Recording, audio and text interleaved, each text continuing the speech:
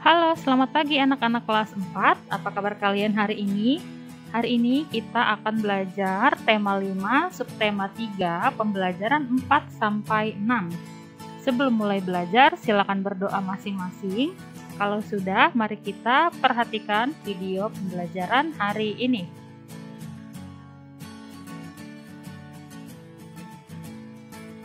Kita mulai dengan pelajaran bahasa Indonesia tentang membandingkan informasi sebelumnya dengan informasi yang ditemukan. Informasi dapat dibagi menjadi dua jenis, yaitu informasi lama dan informasi baru. Informasi lama adalah informasi yang telah diketahui pertama kali, sedangkan informasi baru adalah informasi yang baru saja diterima dan disebabkan karena membaca atau memahami konteks dalam wacana. Teks non-fiksi adalah teks yang dibuat berdasarkan fakta, realita, atau hal-hal yang pernah terjadi dalam kehidupan sehari-hari. Teks non-fiksi bersifat faktual dan informatif. Manfaat yang didapat ketika membandingkan informasi yang sudah diketahui dan informasi yang baru ditemukan adalah sebagai berikut. Yang pertama, mengetahui sebuah informasi lebih dalam, memastikan kebenaran informasi yang telah diketahui sebelumnya, dan menguasai informasi dan menambah wawasan kita tentang teks. Menggali dan mempresentasikan informasi tentang seorang tokoh. Ya, untuk mendapatkan atau menggali informasi tentang seorang tokoh, kita harus membaca terlebih dahulu. Membaca adalah kegiatan untuk menggali informasi dari suatu bacaan. Agar dapat menggali informasi penting dari sebuah bacaan, kalian perlu membaca teks dengan cermat dan cari kalimat utama dari setiap paragraf. Untuk memahami isi bacaan, perlu membuat pertanyaan tentang bacaan tersebut dengan kata tanya yang umum digunakan, antara lain apa, siapa, di mana, kapan, mengapa, bagaimana, dan berapa. Untuk mengingatkan kembali fungsi dari setiap kata tanya tersebut, perhatikan tabel berikut ini. Kata tanya apa berfungsi untuk menanyakan benda, keadaan, perilaku, atau penjelasan isi bacaan. Kata tanya di mana berfungsi untuk menanyakan tempat suatu peristiwa berlangsung atau lokasi yang sedang digunakan dalam bacaan. Kata tanya kapan berfungsi untuk menanyakan waktu terjadinya suatu peristiwa dalam bacaan. Kata tanya siapa menanyakan pelaku yang terkait atau turut serta dalam suatu peristiwa dalam bacaan. Kata tanya mengapa untuk menanyakan alasan atau sebab terjadinya suatu peristiwa dalam bacaan.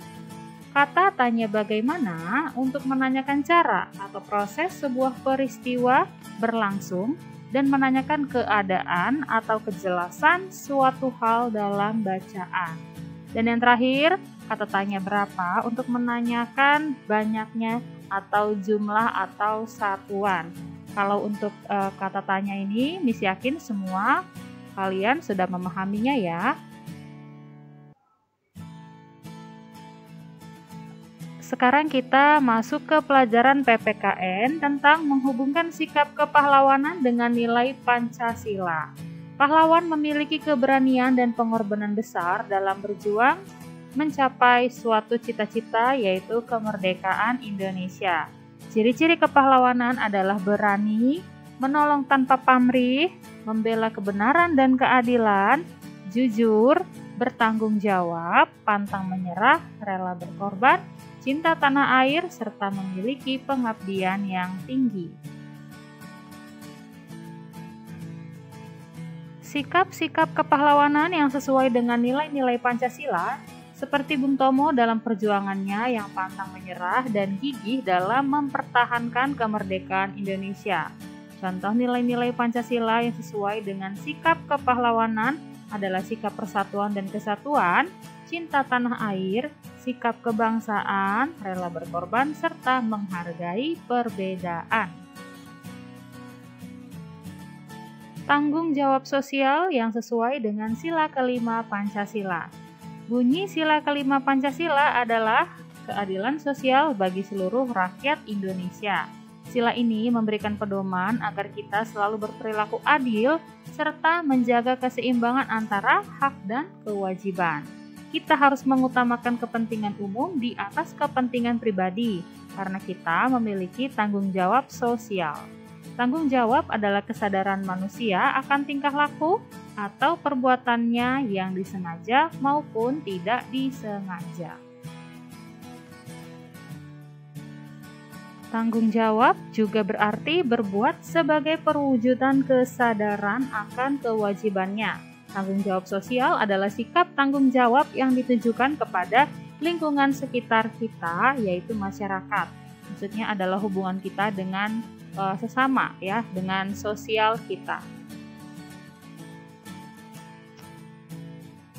Cerminan tanggung jawab sosial yang sesuai dengan sila kelima Pancasila yaitu yang pertama, menghormati hak orang lain, tidak melakukan pemborosan air, yang artinya kita semua harus merasakan sama-sama memakai air, jadi adil, semua orang memakai air, jadi tidak boleh boros. Bergotong royong menciptakan lingkungan yang sehat dan bersih, melaksanakan kerja bakti lingkungan dengan suasana kekeluargaan, bekerja sama menciptakan kehidupan yang aman bagi semua orang, melakukan penghijauan di sekitar rumah, membuang sampah pada tempatnya, dan membantu korban bencana alam. Oke, materi selanjutnya adalah tentang IPS, yaitu menyajikan hasil identifikasi pahlawan dalam bentuk peta pikiran. Masih ingat ya kalian dengan bentuk peta pikiran? Kalian bisa letakkan foto tokohnya di tengah, kemudian keterangan tentang tokoh-tokoh itu di sekelilingnya. Misalnya nama tokoh yang ada di atas, tokoh tersebut bernama Sultan Iskandar Muda. Nah, sikap kepahlawanan yang ditunjukkan oleh pahlawan tersebut kalian bisa letakkan di sebelah kanan. Misalnya ada sikap rela berkorban demi kepentingan rakyat, tidak mudah menyerah, berani melawan penjajah, disiplin, bekerja keras, dan mencintai tanah air. Kemudian perjuangan yang telah dilakukan tokoh tersebut kalian bisa lakukan atau bisa kalian tulis di sisi yang lain. Di sini misalnya di sisi sebelah kiri. Yang pertama, membentuk angkatan perang Aceh untuk melawan penjajah dari bangsa Portugis. Kemudian Sultan Iskandar Muda juga membuat peraturan yang menjamin kesejahteraan rakyat dan membuat Selat Malaka menjadi jalur perdagangan untuk kemakmuran rakyat.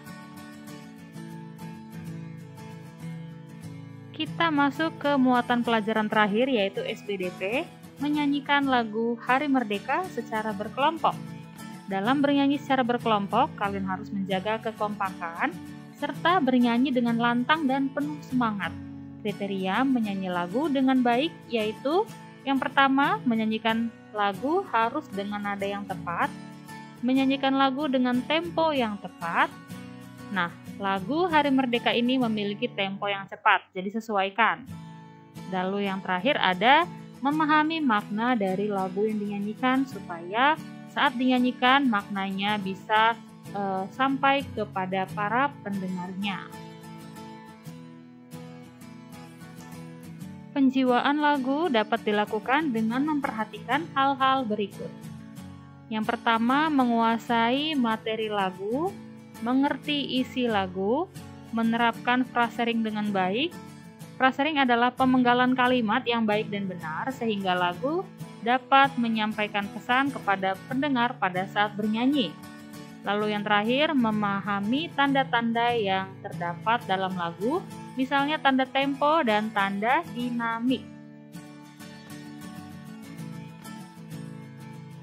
Pesan yang tersirat dalam lagu Hari Merdeka adalah kewajiban kita semua sebagai anak bangsa Indonesia untuk mencintai tanah air, mempertahankan kedaulatan negara, dan juga mensyukuri rahmat dari Tuhan Yang Maha Kuasa kepada kita dengan kemerdekaan yang telah diperjuangkan bersama para pahlawan. Semua itu membutuhkan tekad yang harus diwujudkan dalam bentuk tindakan nyata. Oke, itu tadi pembelajaran kita hari ini. Jadi sekian dulu ya untuk pembelajaran kita hari ini. Terima kasih atas perhatian kalian yang sudah memperhatikan video ini dari awal hingga akhir.